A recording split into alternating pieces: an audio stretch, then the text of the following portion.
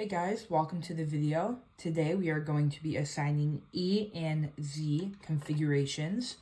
Really quick before we start, a mnemonic or just an easy way to remember this, and I'll write it down here, for when to assign E and when to assign Z is Z is on Z, same side. So that'll make more sense as we get through the video, but just remember that Z is on Z's same side, kind of has that same z noise. So that is a good way to remember it, and I will show you exactly what I mean. So let's go ahead and start with this first example here. Now, we're going to draw a line down the double bond here. Okay, and to assign E and Z configurations, you want to figure out the priority, the same way that you would assign an S and R configuration, but you want to do so on each side of the double bond. So you would want to do the bromine and the hydrogen on the right, and the ethyl group and the chlorine on the left, and then we compare at the end. And I'll show you what I mean. So on this side, we've got a bromine and a hydrogen. Because bromine has a higher atomic number, it wins priority. So I'm going to just go ahead and put a mark here to know that this is where my highest priority is, okay? Now, I'm going to do the same on the other side. I have a carbon and a carbon, or a chlorine. Chlorine's going to win because it's got that higher atomic number. So I'm going to go ahead and put a mark, okay?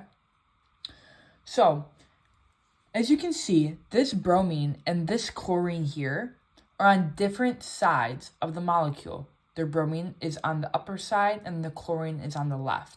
These are not on the same side. They're not. So we would call this an E configuration because they are on the opposite side. Okay, let's keep going with another example. So let's go ahead and do this molecule here with fluorine and chlorine. I'm going to go ahead and draw our dash here. And the reason we draw this dash is just to keep everything separate. So when we're assigning this side, we don't want to look here. And when we're assigning this side, we don't want to look here. We want to just assign each side individually. So fluorine is number 9 and the atomic number, and chlorine is number 17. So we can go ahead and mark chlorine, higher priority, and on the same side, we have the same two molecules. So it's going to be chlorine. Now, when comparing where these two molecules or these two elements are on the molecule, they are on the same side of the double bond. They're both on the lower side. So they are on the same side, just like this little phrase here. So we go ahead and call this Z because they're on the same side.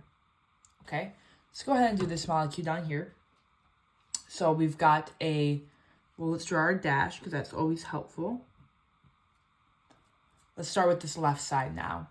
We have a chlorine to a carbon. So the chlorine's going to win, but I want you guys to understand that even though this is attached to a carbon, and a carbon, 3 carbons, the tie breaks at this first element. So because on the first connection to this carbon here, connected to it is a chlorine and connected to it is a carbon. Right there, the tie ends. You don't have to go any further. From just comparing that first bond, you know chlorine is going to win. If this was a carbon, then you would keep saying, oh, okay, carbon, carbon. Well, this one's attached to another carbon, so that would win. But on the first bond, there's a chlorine. So we'll go ahead and mark that. You know, chlorine is a 17 for atomic number and carbon is a 6. So on this side, here's our carbon, our central carbon. We have a carbon, okay, to a carbon, okay. And this second carbon, so now we're looking at these two. This one is attached to another carbon. So is this one. But it's also attached to another carbon. So it's attached to this carbon and this carbon. This one's only attached to this carbon. So this side wins. And that's how you would break the tie when just comparing the same elements. You would go down the chain and see what's connected to what. And as soon as you see a tiebreaker, you can stop right there and figure out your priority. So these are on opposite sides. This is on the upper side, and this is on the lower side. This chlorine, and this isopropyl is on the upper. So because they're on opposite sides, we would go ahead and call this E. Okay, moving on to this molecule here, written a little bit differently. So we'll go ahead and draw our line down our double bond. Let's start with this left side. We have a hydrogen to a carbon-carbon, to an ethyl group. This side's going to win. A hydrogen has an atomic number of 1, whereas carbon has an atomic number of 6. Moving on to this molecule here, we have a chlorine and a hydrogen. So chlorine has an atomic number of 17, and hydrogen has an atomic number of 1. So chlorine is going to go ahead and win. Now, we would compare where these high priority substituents are on the molecule.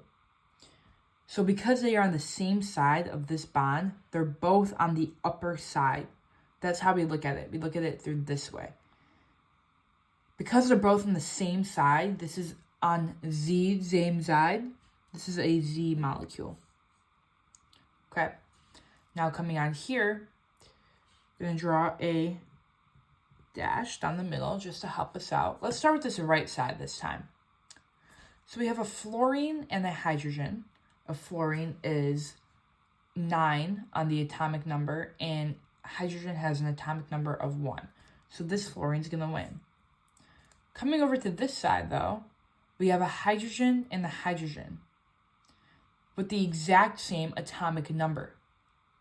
So in this case, when you don't have two different substituents coming off this carbon, you can't assign an E or Z configuration. It won't work. You need to have two different substituents coming off each side. So if this was a fluorine and a fluorine, it wouldn't work. If this was a fluorine, it would work. You just can't have the same substituent coming off the same side. So we'll write neither for this molecule.